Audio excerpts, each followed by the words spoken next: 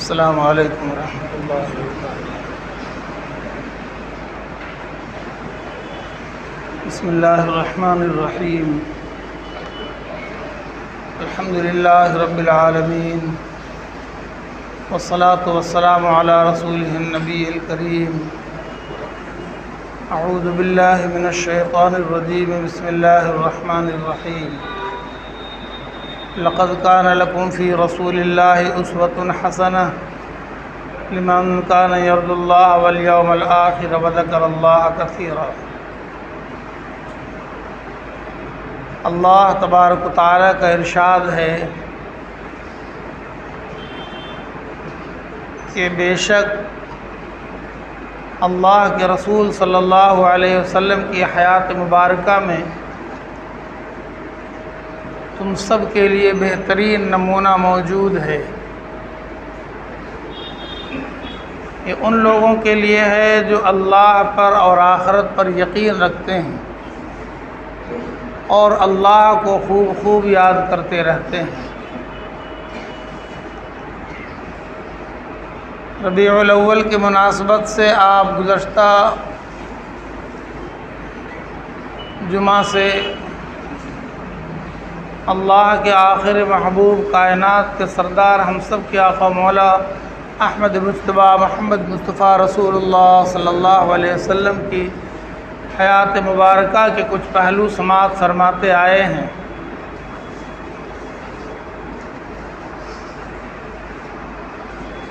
ولادت کے بعد اللہ کے نبی صلی اللہ علیہ وسلم کی حیات مبارکہ میں جو حالات آئے، والد تو پہلے ہی گزر چکے تھے، والدہ 6 سال کی عمر میں چلی گئیں، دادا 8 سال کی عمر میں وفات پا گئے۔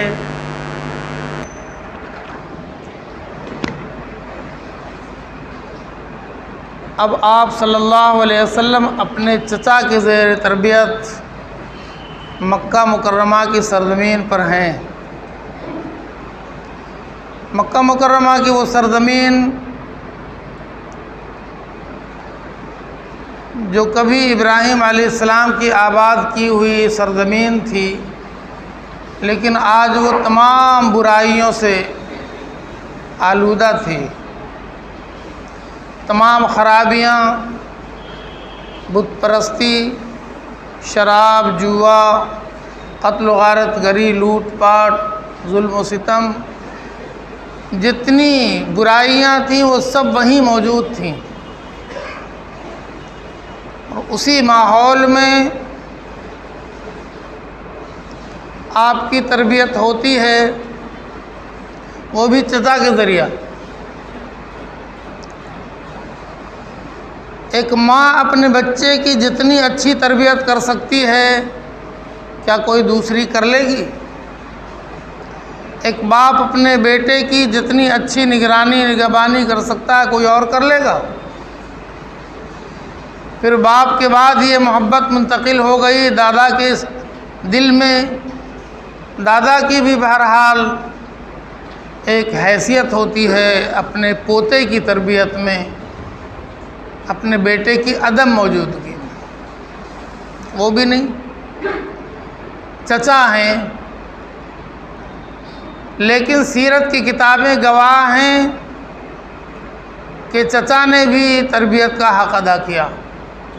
آپ سن چکے ہیں، اپنے بستر پہ سلاتے تھے، اپنے ہاتھ سے لقمہ توڑ کر سرکار دو عالم صلی اللہ علیہ وسلم کے منہ میں ڈالتے تھے، اپنے بستر پہ سلاتے تھے۔ راتوں کو اٹھ اٹھ کر دیکھتے تھے کہ میرا بھتیجا میرے بستر پہ موجود ہے کہ نہیں۔ آپ صلی اللہ علیہ وسلم رات کے تاریکی میں اٹھ کر ذرا سا ہٹ کر نماز میں مشغول ہو جاتے تھے۔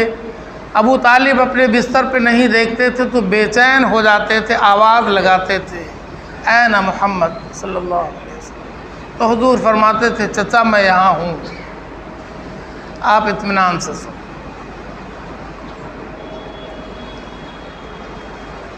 آپ صلی اللہ علیہ وسلم نے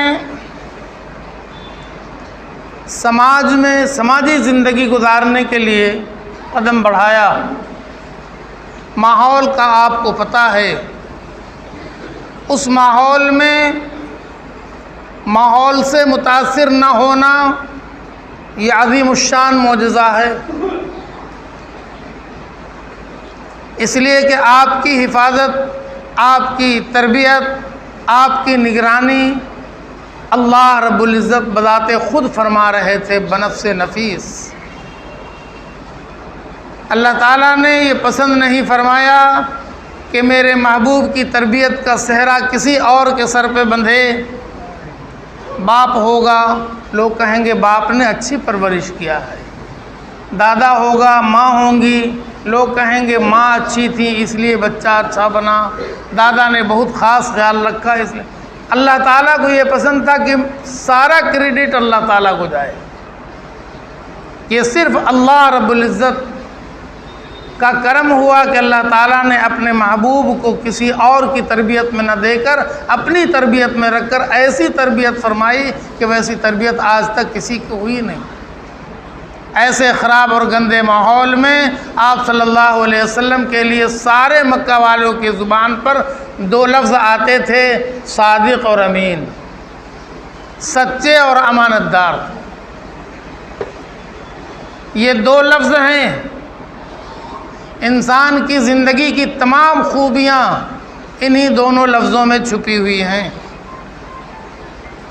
ایک انسان اگر سچا ہوگا کوئی دوسری خرابی اس کے قریب نہیں پھٹکے گی، اس لیے کہ جھوٹ تمام برائیوں کی بنیاد بنتی ہے۔ جو انسان جھوٹ بولنے کا عادی ہوتا ہے اس کے اندر تمام برائیاں موجود ہوتی ہیں اور وہ اپنی برائیوں کو چھپانے کے لیے جھوٹ کا پردہ ڈالتا ہے۔ اور اگر کوئی سچا ہوگا اس کے اندر کوئی برائی ہو نہیں سکتی ہے۔ وہ حدیث یاد پڑتی ہے کہ ایک صاحب،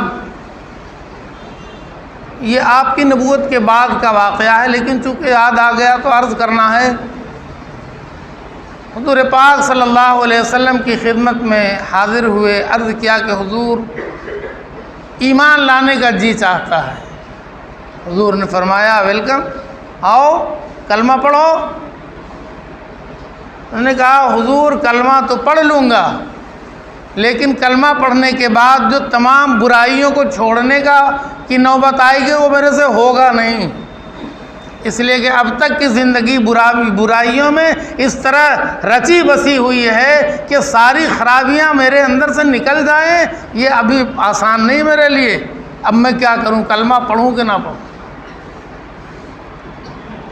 حضور پاک صلی اللہ علیہ وسلم نے فرمایا کہ بھائی کلمہ تو پڑھ لو ابھی، اور میں ایک کام بتاتا ہوں، بس ایک کام کر لینا، باقی کوئی حکم نہیں دے رہا ہوں، میں کچھ نہیں کہہ رہا ہوں یہ چھوڑ دو وہ چھوڑ دو وہ چھوڑ دو، کچھ نہیں، بس ایک کام کلمہ پڑھنے کے بعد ایک کام کہہ رہا ہوں، وعدہ کرو وہ کرو گے؟ کہ حضور کیا مشکل ہے، جس کے اندر ہزاروں خرابیاں ہزاروں گناہوں کی بات موجود ہے اس سے صرف ایک کام کروایا جائے میں خوشی سے قبول کرتا ہوں، آپ کلمہ پڑھا دیں اور حکم فرما دیں کہ مجھے کیا کرنا۔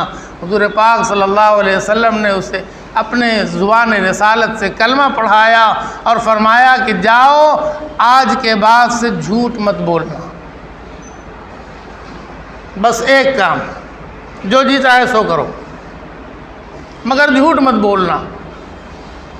اب وہ زنا کا عادی، وہ شراب کا عادی، وہ تمام برائیوں کا عادی، وہ خوشی کے مارے چلا تو گیا لیکن جب دل نے تقاضا کیا یہ کر لو پھر خیال آیا کہ جھوٹ تو بولنا نہیں اور حاضری لگانی ہے حضور کے دربار عالی میں، اور حضور پوچھیں گے تو سچ ہی تو بولنا ہے نا۔ پھر میں اتنے مجمع میں، اچھے لوگوں کے مجمع میں کس منہ سے کہوں گا کہ میں نے یہ بھی کیا اور وہ بھی کیا، اس لیے یہ نہیں کرنا وہ نہیں کرنا۔ تھوڑے دنوں میں بالکل پاک صاف ہو کر پھر آیا سرکار دو عالم صلی اللہ علیہ وسلم کے دربار میں، چہرہ کھلا ہوا تھا خوشی کے مارے۔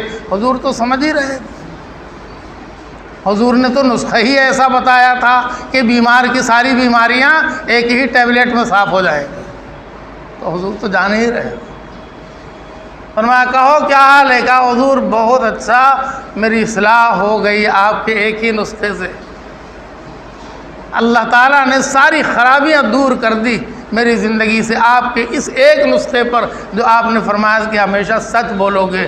میں نے طے کر لیا تھا کہ اللہ کے نبی کیا ہوا وعدہ ہے، سچ ہی بولوں گا، ساری برائیاں چھوڑ دیں۔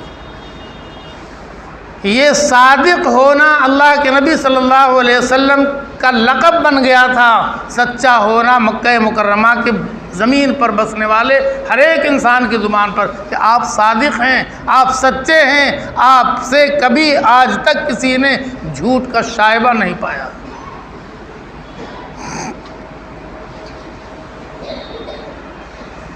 حضور پاک صلی اللہ علیہ وسلم نے ارشاد فرمایا، ترمذی شریف کی حدیث ہے، فرمایا وہ تاجر جو تجارت کرنے میں، کاروبار سوداگری کرنے میں سچ بولتا ہو اور امانت دار ہو، فرمایا وہ نبیوں کے ساتھ ہوگا، شہداء کے ساتھ ہوگا، صدیقین کے ساتھ اس کا حشر ہوگا۔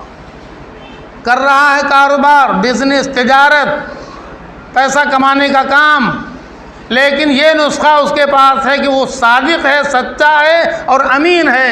حضور پاک صلی اللہ علیہ وسلم نے فرمایا کہ درجہ اس کا اتنا بلند ہوگا کہ وہاں تو وہ حشر میں نبیوں کے ساتھ ہوگا دائیں بائیں، اور شہداء کے ساتھ ہوگا اور صدیقین کے ساتھ ہوگا۔ یہ معمولی بات نہیں۔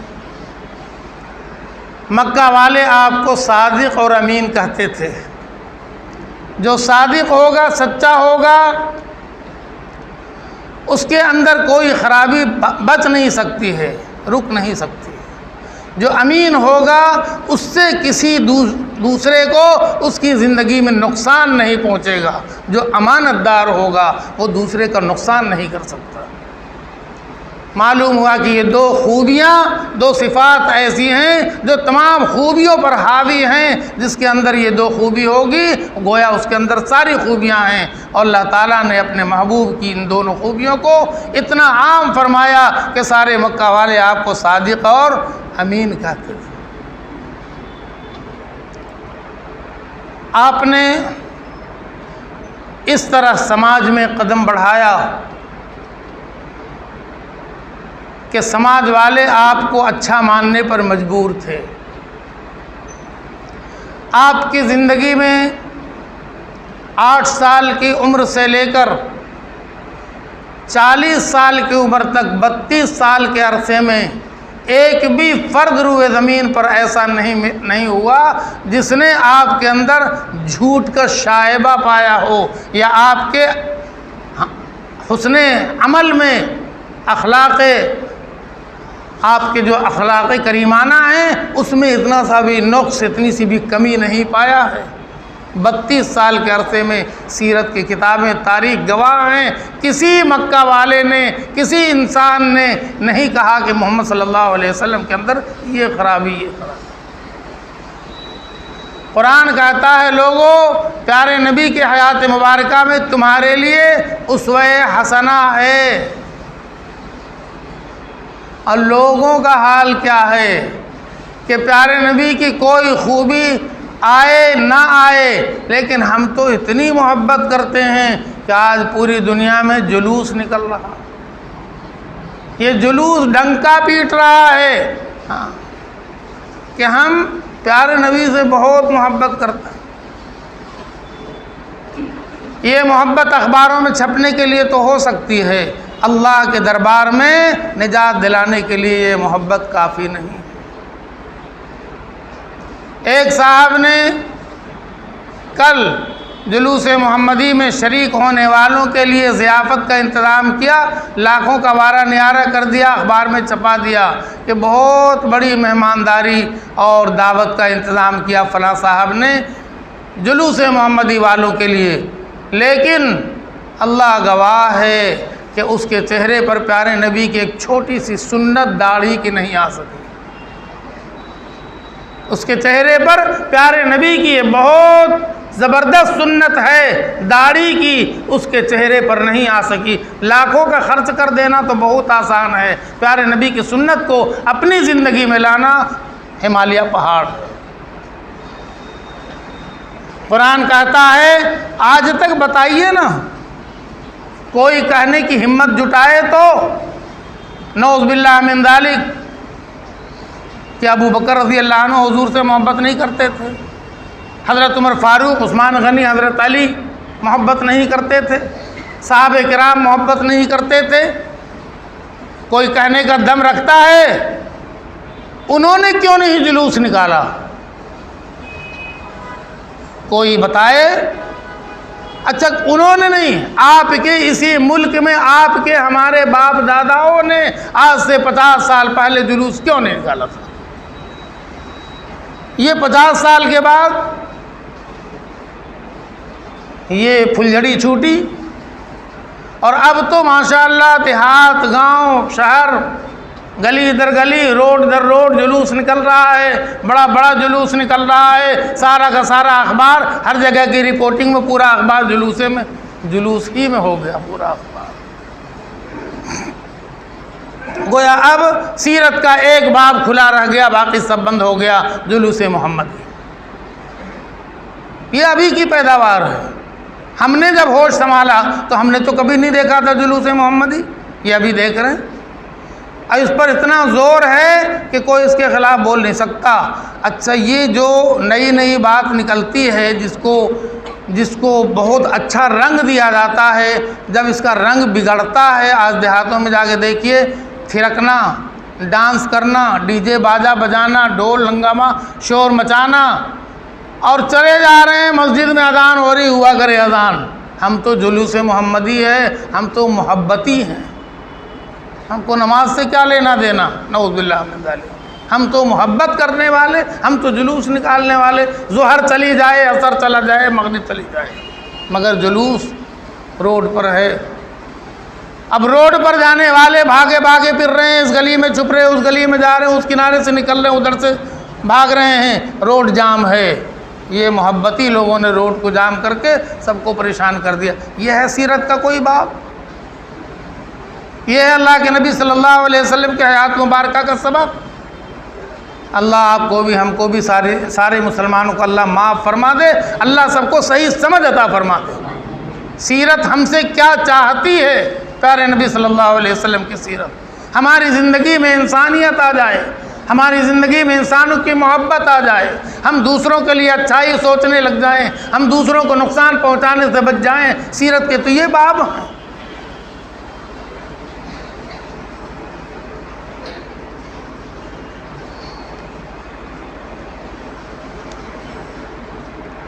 ابھی آپ نے نبوت کا اعلان نہیں فرمایا،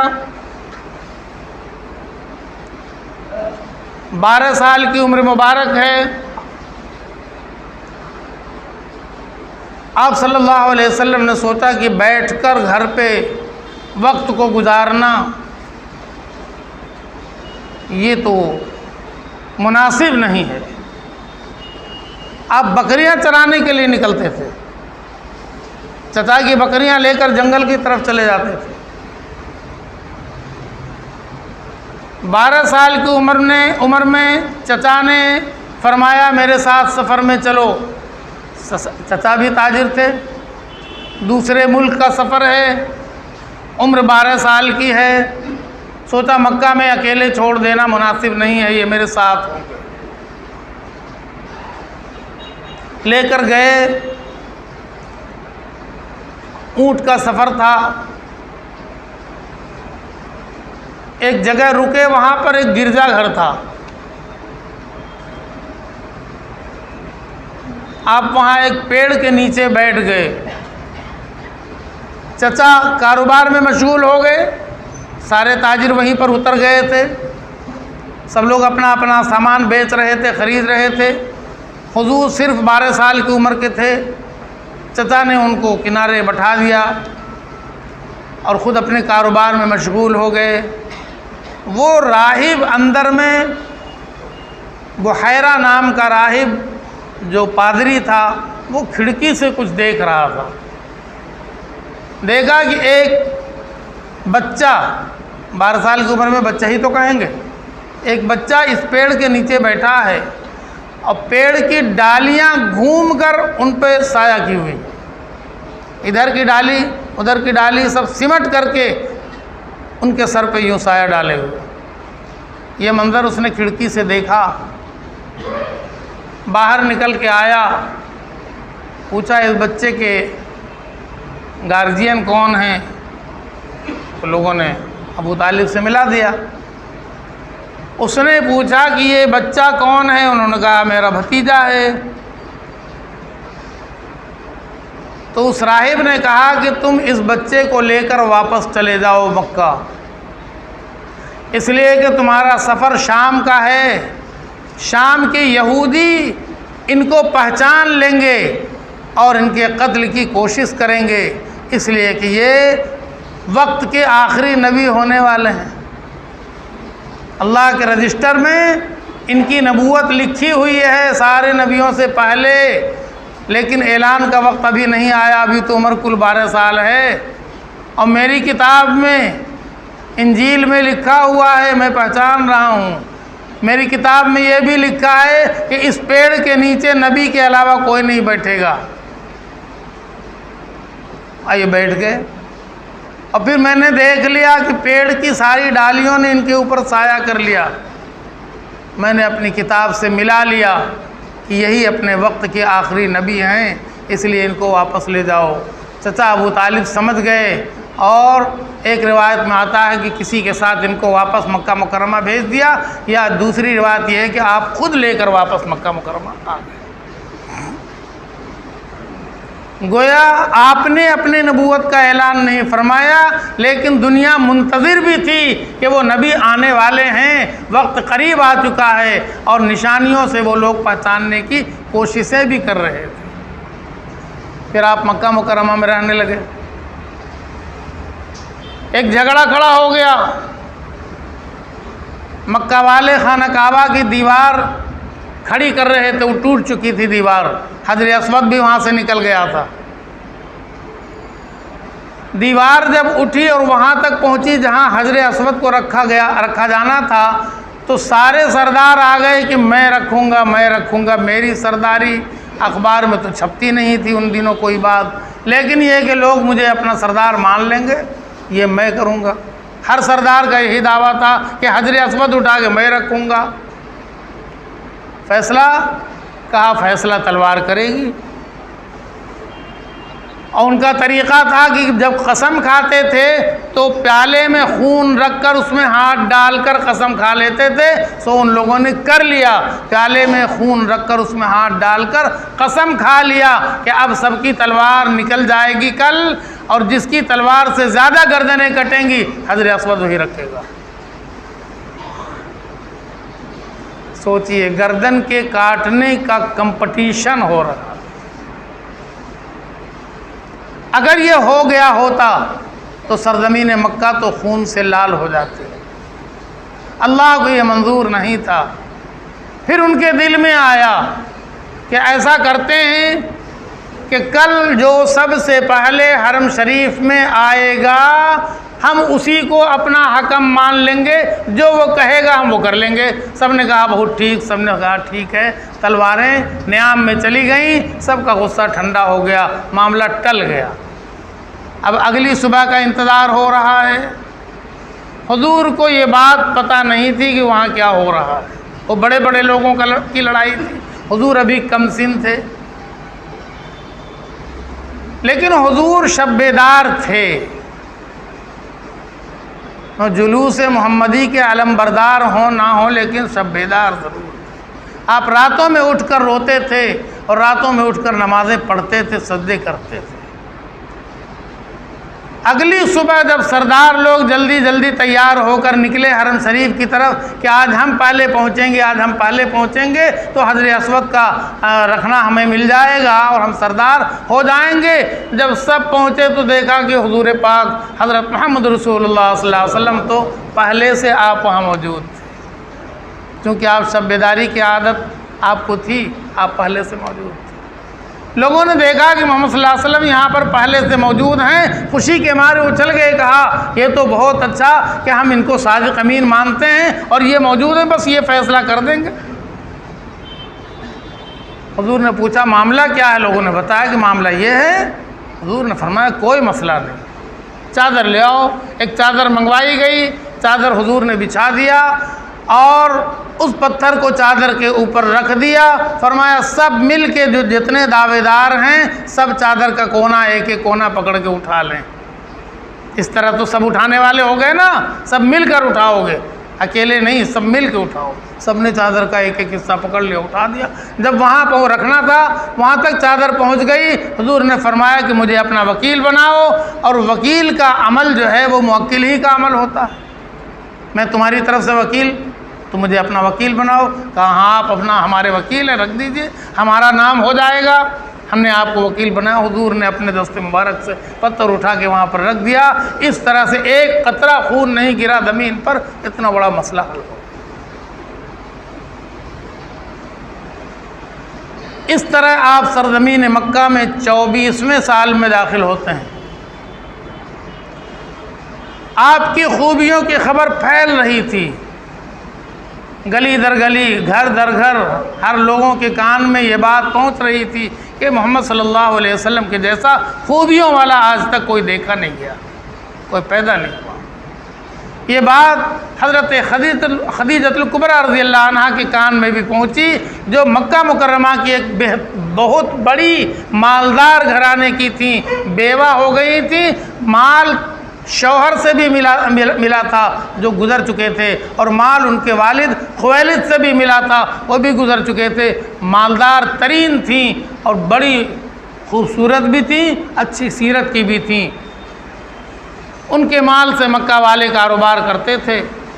خدیجہ رضی اللہ عنہ کے دل میں ایک کشش پیدا ہو گئی اور وہ آپ کا امتحان بھی لینا چاہتی تھی، اور ان کو آپ کی ضرورت بھی تھی۔ تو خبر بھیجا کہ پوچھو اگر محمد صلی اللہ علیہ وسلم میرے سامان کو لے جا کر تجارت کریں تو جو میں نفع دوسروں کو دیتی ہوں ان کو دوگنا نفع دوں گی۔ حضور تیار ہو گئے اپنے چچا کے مشورے سے۔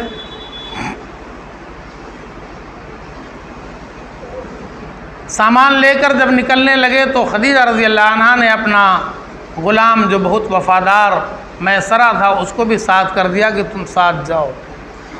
آپ کے ایک ایک عمل کو نوٹ کر لینا دل میں، مجھے بتانا، آپ کے حسن اخلاق کو، آپ کے بات چیت کو، آپ کے تجارت کے طریقے کو، سب چیز کو نوٹ کرنا، مجھے آگے بتانا۔ اور دیکھو انہیں کوئی تکلیف نہ ہو، جتنا زیادہ سے زیادہ ان کی خدمت کر سکتے ہو کرنا۔ میسرہ ساتھ ہو گیا، سفر وہ آپ صلی اللہ علیہ وسلم مال لے کر نکلے، بصرہ کی طرف گئے، ابھی جو عراق میں ہے، بصرہ کی طرف گئے۔ وہاں بھی ایک گرجا کے پاس ٹھہر گئے، اور گرجا کا پادری اپنے کمرے سے وہ دیکھ رہا تھا منظر۔ راستے میں میسرہ نے ایک چیز دیکھا تھا کہ اتنی تیز دھوپ ہوتی ہے کہ ساری زمین دھوپ سے تپ رہی ہوتی ہے، اور محمد صلی اللہ علیہ وسلم جس اونٹ پر چل رہے ہیں آپ کے اوپر سایہ ہے۔ تو وہ ادھر ادھر دیکھتا، آپ کے اوپر سایہ کدھر سے آیا؟ اوپر نظر اٹھا دیکھتا ایک بادل کا ٹکڑا ہے جو لگاتار آپ کے سر کے اوپر چل رہا ہے، اور سب طرف دھوپ ہے، زمین تپ رہی ہے، مگر اللہ تعالیٰ نے ایک بادل کے ٹکڑے کو مقرر کر دیا ہے کہ میرے محبوب کو دھوپ نہیں لگنی چاہیے۔ میسرہ اس کو بھی نوٹ کر رہا تھا۔ تجارت میں اس نے نوٹ کیا کہ آپ نے کبھی کسی کے ساتھ مال کے معاملے میں کوئی تدلیس سے کام نہیں لیا، جو جیسا ہے ویسا ہی بتایا، کبھی جھوٹ کا شائبہ آپ کی گفتگو میں نہیں آیا، اور کبھی آپ نے کسی کے ساتھ سخت لہجہ اختیار نہیں کیا، حسن اخلاق کے پیکر تھے آپ۔ وہاں بھی وہی ہوا، نستورہ نام کا وہ راہب پادری نکل کے آیا اپنے گرجا گھر سے اور پوچھا کہ ان کو یہ کون ہے، بتایا گیا تو کہا کہ یہ تو اپنے وقت کے نبی ہیں، یہ اپنے وقت کے نبی ہیں۔ گرچہ انہوں نے اپنے نبوت کا اعلان نہیں کیا ہے، لیکن نبوت کی ساری صفات جو ہماری کتابوں میں لکھی ہوئی ہے ان کے اندر موجود ہے، وہ ہم نے اپنے گرجا گھر سے بیٹھ کر ہی مطالعہ کر لیا، یہ نبی۔ اب آپ دیکھیں سب جگہ ہر طرف سے گواہی آ رہی ہے آپ کے نبی ہونے کی۔ دوسرے مذہب کے علماء وہ اپنی کتابوں میں آپ کی نبوت کی نشانیاں پڑھ پڑھ کر گواہی دے رہے ہیں کہ آپ وقت کے نبی ہیں۔ واپس آئے، خوب نفع ہوا، اور کیوں نہ ہو۔ اگر تاجر اس یقین کے ساتھ تجارت کرے کہ رزق اللہ کے ہاتھ میں ہے تو اس کو نفع یقیناً ہوگا۔ وہ تاجر جس کا یقین مال پر ہوتا ہے کہ مال میں نفع ہے، جھوٹ بول کے مال زیادہ سے زیادہ حاصل کر لو، اللہ تعالیٰ اس کے رزق میں برکت نہیں عطا فرماتا، اس کا یقین اللہ سے ہٹتا ہے۔ حضور نے یہ دکھلایا۔ جب یہ خبر حضرت خدیجہ الکبریٰ رضی اللہ عنہا کو ملی تو بے انتہا خوش ہوئیں، اور پھر آپ تک اپنے نکاح کا پیغام بھیج دیا۔ یہی دیکھنا چاہ رہی تھی۔ بڑے بڑے گھرانے سے حضرت خدیجہ الکبریٰ رضی اللہ عنہا کے پاس نکاح کا پیغام آ رہا تھا، مگر وہ انکار کر رہی تھیں۔ 2 مرتبہ بیوہ ہو چکی تھی، عمر 40 سال پہنچ گئی تھی خدیجہ رضی اللہ عنہا کی، اور حضور پاک صلی اللہ علیہ وسلم کی عمر مبارک صرف 25 سال تھی۔ دنیا کو جو کہنا ہے کہہ لے، مگر اس سچائی سے کوئی انکار نہیں کر سکتا ہے کہ حضور نے کبھی بھی اپنے نفسانی خواہشات کی بنیاد پر کوئی بھی شادی کیا، ورنہ 25 سال کی عمر میں جو اپنے وقت کے سب سے خوبصورت ترین حسین ترین شخصیت ہوں، جن کے اندر ساری خوبیاں اللہ نے کوٹ کوٹ کر بھر دی ہو، وہ 40 سال کی عمر، اور وہ بھی دو وقت کی بیوہ ہونے والی سے نکاح کرے، شادی کر لے۔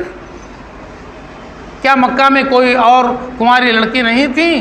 لیکن حضور پاک صلی اللہ علیہ وسلم تو ساری دنیا کو یہ سبق سکھلانا چاہتے تھے کہ انسانیت سے بڑھ کر کوئی خوبی نہیں، خدیجہ کو ایک انسان کی ضرورت ہے۔ اب وہ مجھے پسند کرتی ہیں، جب پیغام بھیجا ہے چچا سے مشورہ کیا اور ہاں کہہ دیا، اور 25 سال کی عمر میں سرکار دو عالم صلی اللہ علیہ وسلم کی حضرت خدیجہ الکبریٰ رضی اللہ عنہا سے شادی ہوئی، اور پھر جب تک کہ حضرت خدیجہ الکبریٰ رضی اللہ عنہا حیات رہیں اس وقت تک حضور پاک صلی اللہ علیہ وسلم نے کوئی دوسرا نکاح کسی دوسری عورت سے نہیں فرمایا۔ 50 سال کی عمر گزرنے کے بعد اور زیادہ عمر ہو جانے کے بعد جب جہاں جیسی ضرورت پڑی، وہ بھی اپنے لیے نہیں، وہ اس عورت کے لیے جس کو آپ اپنے نکاح میں لینا چاہتے تھے، ان کی زندگی میں جو ضرورت درپیش تھی، اس ضرورت کے پورا کرنے کے لیے آپ نے ان کو زوجیت میں لیا، اور وہ بھی اللہ کے حکم سے لیا۔ اپنی مرضی سے ایک بھی نکاح آپ نے کسی سے نہیں کیا، اللہ کے حکم سے ان سے کر لو، ان سے یہ فائدہ ہوگا، عائشہ سے کر لو، دین دوسری عورتوں تک پہنچ جائے گا۔ عائشہ اپنے وقت کی ایسی خاتون ہیں۔ تب حضور نے نکاح کیا، خدیجہ رضی اللہ عنہا سے نکاح ہو گیا، اللہ تعالیٰ نے اولاد بھی عطا فرمایا، بیٹے بھی عطا فرمایا، بیٹیاں بھی عطا فرمایا، لیکن یہ اللہ کی مصلحت ہے، وہ جانتے ہیں۔ بیٹوں کو اپنے پاس اللہ تعالیٰ نے کم عمری ہی میں بلا لیا۔ یہ نہیں کہہ سکتے کہ اللہ کے نبی کے دل میں بیٹے کی تمنا نہیں تھی یا بیٹے کی محبت نہیں تھی۔ یہ محبت جہاں ابراہیم خلیل اللہ کے دل میں 80-85 سال کی عمر میں جاگی ہوئی تھی کہ مجھے اللہ بیٹا عطا فرما دے، یقیناً یہ محبت، یہ تمنا اللہ تعالیٰ نے اپنے محبوب کے دل میں بھی رکھا تھا، اور اللہ تعالیٰ نے اپنے محبوب کو بیٹا عنایت بھی فرما لیا، لیکن کم عمری میں اپنے پاس بلا لیا تاکہ قیامت تک آنے والوں کو یہ سبق بھی مل جائے کہ جب کسی کے گود میں کھیلتا ہوا بچہ دم توڑتا ہے تو اس کے اوپر کیا گزرتی ہے۔ ایک صاحبزادے کا انتقال ہو رہا تھا، حضور پاک صلی اللہ علیہ وسلم کی آنکھوں سے آنسو جاری ہو گئے۔ صحابہ کو تعجب ہوا کہا حضور آپ اللہ کے نبی ہیں اور آپ بیٹے کے غم میں رو رہے ہیں؟ یہ تو رونا دھونا ہمارا کام ہے، آپ تو اللہ کے نبی وہ الگ۔ حضور نے فرمایا کہ اللہ تعالیٰ نے جو دل کے اندر محبت رکھا ہے نا، اس کا اثر ہے اور اس کو کوئی روک نہیں سکتا، اور یہ چھپانے کی چیز بھی نہیں ہے۔ دنیا دیکھے کہ میں نبی ہوں لیکن بیٹے کی محبت ہے، اور بیٹا جدا ہو رہا ہے نبی کے ہاتھ میں، نبی کے گود میں، لیکن نبی کی زبان سے وہی نکلے گا جو اللہ کو پسند ہے، نبی وہی کرے گا جو اللہ کو پسند ہے۔ بیٹے کی محبت میں کوئی کام نبی ایسا نہیں کرے گا جو اللہ کو ناپسند ہے۔ یہ سبق دنیا کو جانا چاہیے، یہ سبق مل گیا۔ بیٹیاں جوان ہوئیں، حضور پاک صلی اللہ علیہ وسلم نے بیٹیوں کی شادی بھی فرمایا۔ ابھی نبوت کا اعلان نہیں فرمایا ہے، نبوت کے اعلان کا وقت نہیں آیا ہے، لیکن وہ عمر جس عمر میں ہر کوئی اپنے اہل و عیال میں ایسا مشغول و مگن ہوتا ہے کہ پھر اس کو دنیا و مافیا کی کوئی خبر ہوتی نہیں۔ ہم ہر وقت بس بیوی ہیں، بچے ہیں، بچیاں ہیں، اسکول ہے، یہ ہے، وہ ہے، ان کا چوچلا ہے، ان کا ڈھکوسلا ہے، اسی میں انسان مشغول ہوتا ہے۔ عین انہی دنوں جب بیٹیاں بڑی ہو رہی تھیں، شادیوں کے قابل ہو رہی تھیں، اور حضور پاک صلی اللہ علیہ وسلم کے اوپر ایک غم تھا، ایک فکر تھی، ایک سوچ تھی قوم کی، انسانوں کی، یہ انسان کدھر جا رہا ہے، انسانوں کو کیسا ہونا چاہیے، انسان کیسے ہو رہے ہیں۔ آپ اسی فکر کو لے کر، اسی غم کو لے کر مکہ مکرمہ سے، آبادی سے دور دور، بہت دور جا کر ایک اونچے پہاڑ کے اوپر جس کا نام جبل نور ہے، ابھی اس جبل نور کے ایک دم اوپر والے حصے پر پتھروں کے بیچ میں، چٹانوں کے بیچ میں تنے تنہا، 1 گھنٹہ 2 گھنٹہ نہیں، کئی روز تک، رات بھی دن بھی تنے تنہا، بیوی بچوں سے الگ ہو کر ایک فکر لیے پڑے رہتے تھے، سوچتے رہتے تھے یا اللہ یہ انسان کیسے بنیں گے۔ پھر اسی غار میں نبوت کا اعلان ہوا، نبوت کا پیغام آیا۔ اللہ تعالی ہم سب کو توفیق عطا فرمائے کہ پھر ہم آگے ان باتوں کو سنیں گے۔ اللہ تعالی ہم سب کو اچھے عمل کی توفیق عطا فرمائے۔